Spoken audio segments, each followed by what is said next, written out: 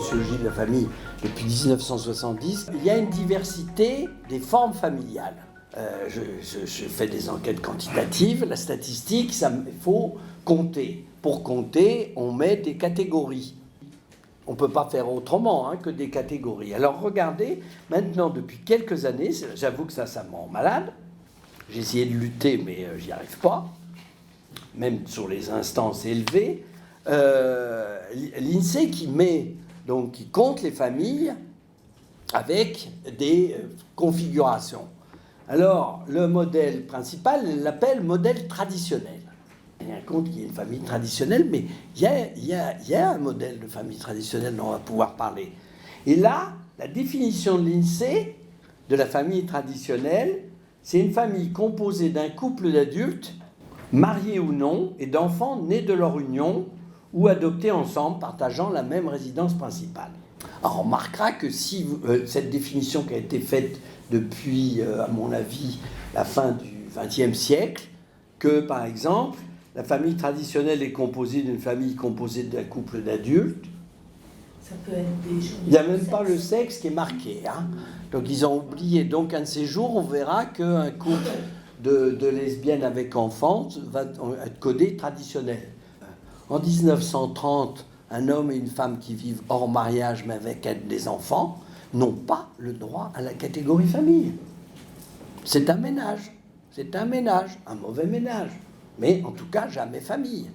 Donc oser dire que la famille traditionnelle c'est marié ou non, vous voyez que c'est une aberration historique.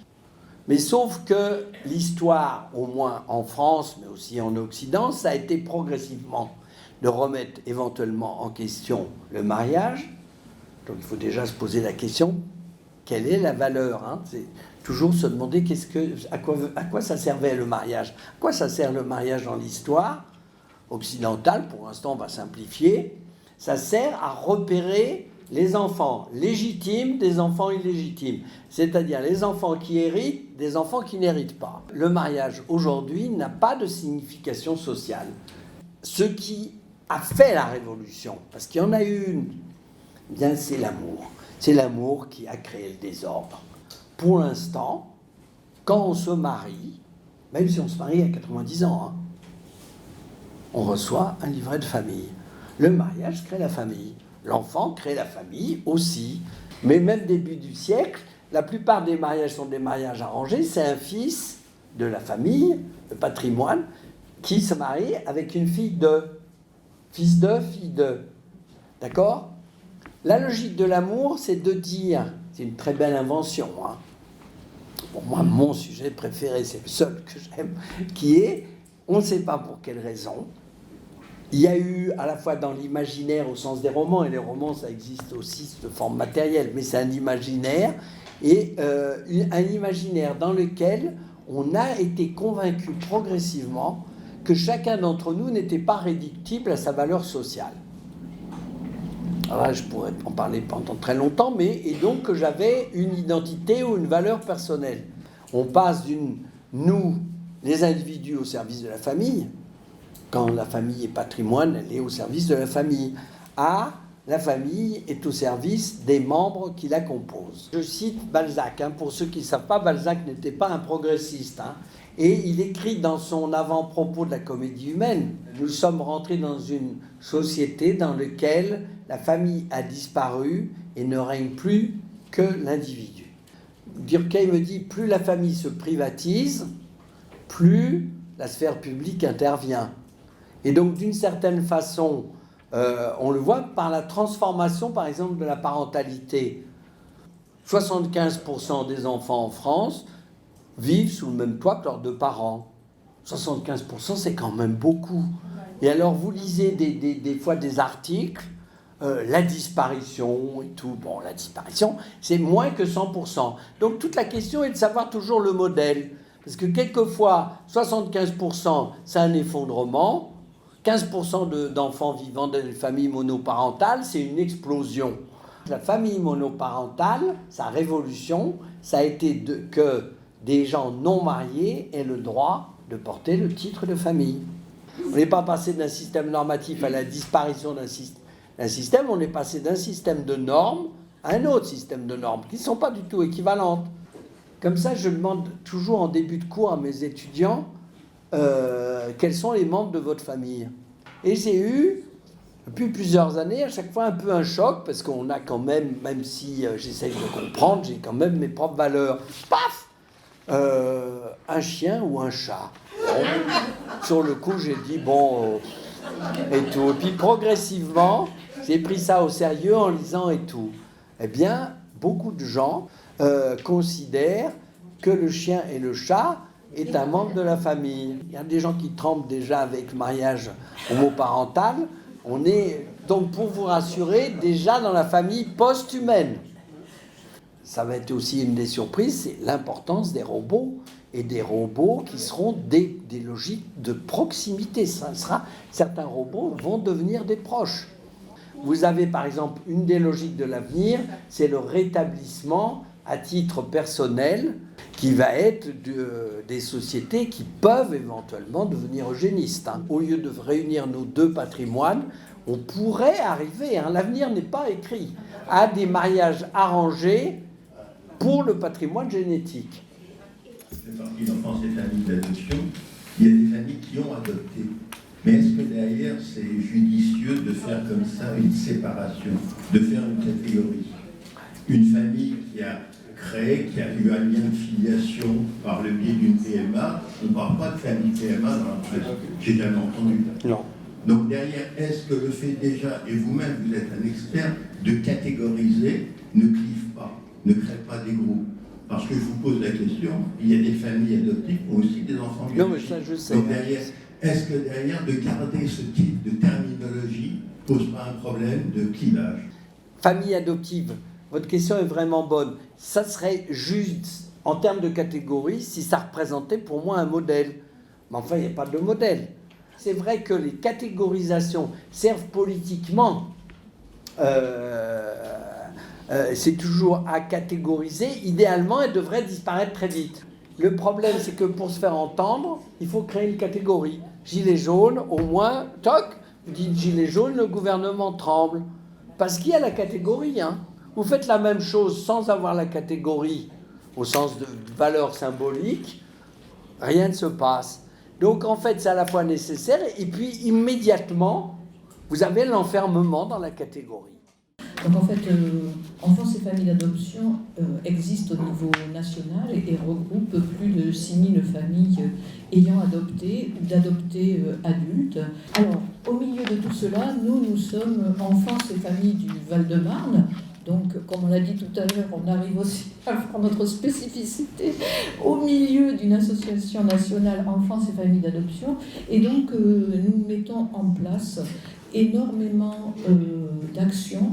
Notre idée étant d'accompagner chacun dans un chemin de parentalité au sein de la famille, mais qui a quand même ses particularités. Donc c'est un chemin avant de pouvoir avoir l'agrément pour adoption, un chemin entre l'agrément et puis le fait d'être apparenté, et puis un chemin de parentalité qui, bien que cette famille est-elle traditionnelle ou non, a un lien particulier entre l'enfant et les parents. Pour nous, Enfance et familles d'adoption, comme on l'avait mis sur le kakémono, c'est un enfant à tout enfant, d'ici et d'ailleurs une famille. Donc l'enfant est vraiment au centre de nos préoccupations. Mais dans cela, nous avons été amenés à réfléchir à ce qui peut intéresser toutes les configurations, puisque en fait par les parents, maintenant dans l'association, nous avons même des familles monoparentales, des familles homoparentales et principalement des familles dites traditionnelles. Donc en fait l'idée pour nous c'est que la parentalité c'est un chemin. Donc première étape c'est postulant à l'agrément, les personnes sont très encadrées par l'aide sociale à l'enfance et on les fait réfléchir sur principalement qu'est-ce que c'est de devenir parent d'un enfant qui n'est pas né de soi. C'est quand même une particularité, et des enfants qui auront eu des ruptures comme l'abandon. Et en fait, même si un projet a été réfléchi pendant cette période, tout d'un coup, les personnes, avant l'apparentement, s'aperçoivent que l'enfant, un jour, il va devenir réel, alors que pour le moment, il était fictif. C'était une démarche assez intellectuelle. Parce que quand un enfant arrive dans une famille en ayant déjà vécu ailleurs, il faut qu'il s'attache. Il faut que le lien devienne sécure. Qu'est-ce que c'est que le lien? Qu'est-ce que c'est que s'attacher? En fait, c'est tisser du lien. Faire famille, pour nous, c'est faire un tissage au cours du temps. Mais dans ce tissage, il y a souvent des accros. Et alors, comment on fait pour les réparer? Et on a souvent été amené à penser hors des schémas, trouver des solutions. Il y a des enfants qu'on va suivre éventuellement pendant 9-10 ans, donc on voit tous les ans les dossiers qu'on reçoit, qu'on rencontre, et brutalement à un moment, on dit vous n'allez plus les rencontrer, vous n'allez plus, il y a un lien qui se crée, il y a vraiment une coupure, mais c'est vrai qu'on a vu au début des différences de conception entre les professionnels qui ont leur vision, qui ont des exigences également à certains moments départementales et financières, il ne faut pas s'en cacher, et puis la vision des associations qui apportait un regard, qui apportait autre chose. Je crois que cette complémentarité-là, c'est un peu dommage qu'on la coupe à 18 ans. On a un peu l'impression de dire, vous avez suivi des enfants, etc. Maintenant, on ne vous en parle plus, c'est terminé. Or, derrière, là, on aurait notre mot à dire. En quoi, pour nous, c'est important d'être une association? C'est parce que le partage, le témoignage et le soutien sont essentiels. Voilà, merci. Je vais vous parler de famille, de toutes les formes de famille que nous avons pu voir ce matin, sans distinction, mais qui ont un point commun. Ce sont des familles qui sont confrontées à la maladie, à la pathologie grave, invalidante, au handicap, à la perte d'autonomie. Et au sein de ces familles, il existe des enfants. Des enfants qui, du coup, deviennent parfois aidants de leurs parents ou aidants de leur fratrie. Et ce sont spécifiquement ces enfants-là auxquels notre association s'intéresse. On les estime à entre 300 000 et 500 000 en France. Alors depuis, je dirais 2, peut-être 3 ans, on commence à être de plus en plus sensibilisé sur la thématique des aidants familiaux. Vous avez bien vu que cette année, ça fait débat même au sein des hémicycles de l'Assemblée nationale et du Sénat. On arrive à chiffrer le nombre d'aidants à 11 millions en France. Et pour autant, c'est toujours aussi dans la même invisibilité qu'existent ces jeunes. Sur l'ensemble de ces jeunes, le degré d'aide n'est pas le même. On va du simple, pas toujours le bon mot, mais du soutien moral à parfois des gestes d'aide qui relèvent de l'intimité, de la toilette de la personne. C'est une question qui dérange. Beaucoup de mamans dans cette situation-là ont peur que si la situation d'aidance de leur enfant est révélée, on risque de venir placer cet enfant à l'aide sociale à l'enfance. Voilà, très clairement. Parce que pendant très longtemps, ça n'a été que la seule réponse que notre société apportait à ces situations complexes. Nous, au sein de l'association JAD, on milite beaucoup contre ça. On milite beaucoup contre ça parce qu'on pense qu'on peut faire les choses autrement. On pense que ces enfants-là peuvent continuer à vivre avec leurs parents, qu'il suffit... quand on veut un cantatoire, mais il suffit de développer l'accompagnement à domicile et les aides à domicile pour que ce soit possible. Oui, leur quotidien parfois est très difficile, mais ils font ce qu'ils font parce que ça leur semble naturel. Parce que maman est malade, maman est fatiguée, c'est naturel d'aller lui chercher un verre d'eau, c'est naturel d'aider le petit frère ou la petite sœur à faire ses devoirs pour que maman puisse se reposer pendant ce temps-là, c'est naturel de faire la vaisselle, pour certains, c'est naturel d'aller faire les courses et de préparer à manger pour le reste de la famille. Oui, moi j'ai une question sur la détection, donc effectivement il y a l'éducation nationale. Le deuxième lieu de détection, c'est éventuellement les établissements médicaux. Oui. Est-ce que derrière, vous avez fait des actions? Oui. Nous, ça nous intéresse, puisqu'on a pas mal de représentants. Donc derrière, ça nous intéresserait de savoir ce que vous avez fait et comment ce serait éventuellement duplicable. D'accord. C'est ce réseau de santé qui était en lien avec tout ce qui est CLIC, Maya, établissements médico-sociaux, EHPAD aussi, hein, parce qu'il y a parfois des enfants qui sont aidants d'un grand-parent. Donc tous les établissements médico-sociaux de l'Essonne connaissent notre association, l'UDAF aussi. Voilà, donc quand on lance le recrutement, généralement c'est au mois de juin pour les ateliers d'octobre.